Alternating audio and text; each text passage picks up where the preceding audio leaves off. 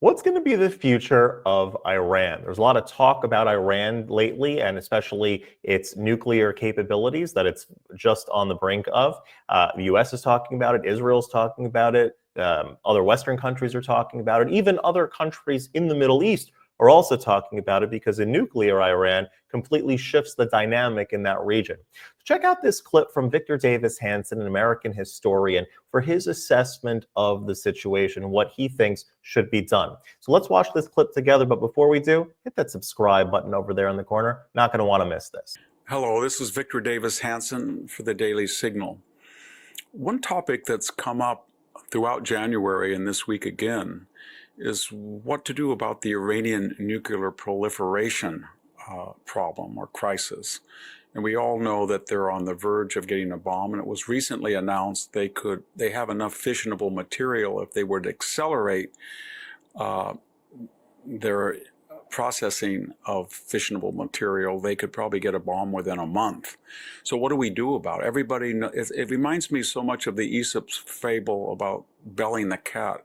Remember that fable of our youth when the mice got together and they say the cat is picking us off one by one. We need to put a bell around his neck so we could be warned.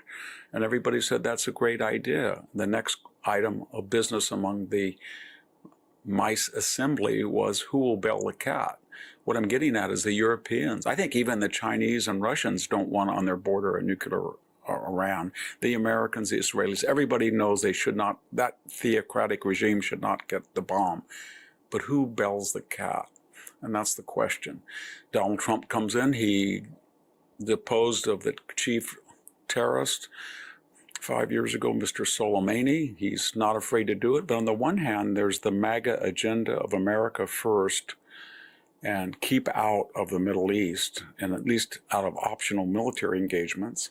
And then you have to juxtapose that against the deterrent policy of Donald Trump, who took out Baghdadi, and it's no better friend, no worse enemy. And maybe to restore deterrence, he needs to send a lesson. Then there's the other binary, that Iran right now is in economic chaos. It doesn't have enough power. That seems impossible. I think it's the 5th largest producer of oil and natural gas in the world, but it does not have enough fossil fuels to run its generation plants. And people are experiencing massive blackouts. And this comes at a time that all of its terrorist surrogates, the Houthis, Hamas, Hezbollah, the Syrians, have either been completely destroyed, or they're under enormous pressure, or they've been attrited to such a degree they're not operative for the moment. So then the question is, well, if you bomb Iran when the people are getting very angry at the regime and its terrorist appendages are weakened anyway, maybe it would be unnecessary because the Iranian people, like they did in 2009, might rise up. But unlike Barack Obama, who ignored that green revolution, Donald Trump and the Israelis would encourage it. And so maybe the correct stance of the incoming Trump administration is to go back to the maximum pressure campaign of Mike Pompeo and Donald Trump, and have strict sanctions on oil exports, maybe even a blockade, put the pressure on so the people then throw the theocracy out itself. But on the other hand, people are going to argue, well, wait a minute, there are no Iranian air defenses. For one of the few times in history, that regime is naked. There is no Assad, there is no Hezbollah, there is no Hamas, there is no Houthis that are capable of, as surrogates, attacking the Israeli state. So maybe you could attack Iran just this brief window, because Israel, in a series of brilliant air responses, has destroyed Tehran's ability to defend itself. So the regime is naked, and either the United States or Israel could take that out.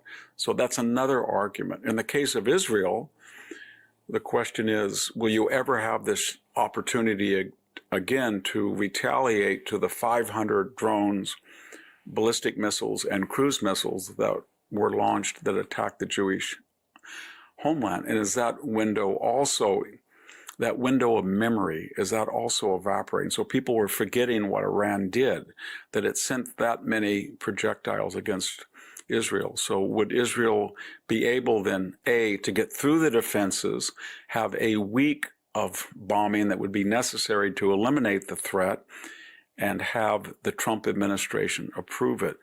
And then finally we get to the other known unknown. What is the actual status of the bomb?